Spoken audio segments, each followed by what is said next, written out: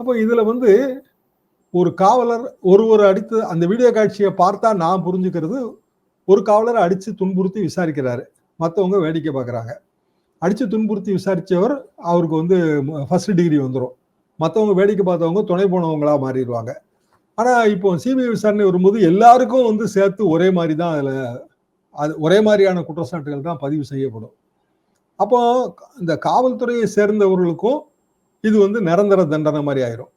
ஒரு senior officer கொடுத்த அழுத்தம் காரணமாக வந்தவங்க. இதுல இருந்து என்ன புரிய வருதுன்னா, சீனியர் ஆபீசர்கள் வந்து முதல்ல ஒழுங்கா இருக்கணுங்க. சரி, ஒருத்தர் நம்ம சொந்தக்காரங்க நகை காணாம போயிடுச்சு அப்படின்னு நம்மகிட்ட சொல்றாங்கன்னா, first rule never believe. Second rule plaintiff only tells the half truth.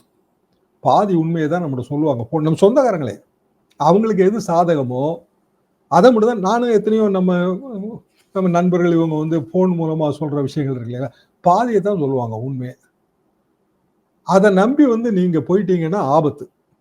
இப்போ மாவட்ட நீதிபதி விசாரணைன்னு வரும்போது அதோட கரங்கள் வந்து தமிழக தலைமைச் செயலகம் வரைக்கும் நீளும். ஏன்னா கால் ரெக்கார்டு எல்லாமே, எதையுமே நீங்க அழிக்க முடியாது. நீங்க உங்க செல்போன்ல தான் டெலீட் பண்ணலாம். மற்ற எல்லாமே எல்லா இடத்துலயும் இருக்கும், பதிவாகி இருக்கும்.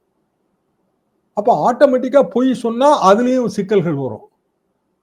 அப்போ ஃபர்ஸ்ட் எங்க இருந்து இது கிளம்பி இருக்கு? கோட்டையில் இருக்கிற யாரோ ஒரு உயர் அதிகாரி அவருக்கு அவரோட சொந்தக்கார பெண் கொடுத்த அழுத்தம் காரணமாக மாவட்ட அளவில் இருக்கிற ஒரு உயர் அதிகாரிகிட்ட பேசியிருக்காரு. மாவட்ட அளவில் இருக்கிற உயர் அதிகாரி அவருக்கு கீழே இருக்கிற ஒரு டிஎஸ்பிட்ட பேசியிருக்காரு. இவ்வளவுக்கு ரெக்கார்ட் இருக்கும். அப்போ நீதிபதி விசாரணையில அது நீதிமன்ற விசாரணை. நீதிமன்ற விசாரணையில ஒரு விசாரிக்கும் போது பொய் சொன்னா அது பெரிய குற்றம். அது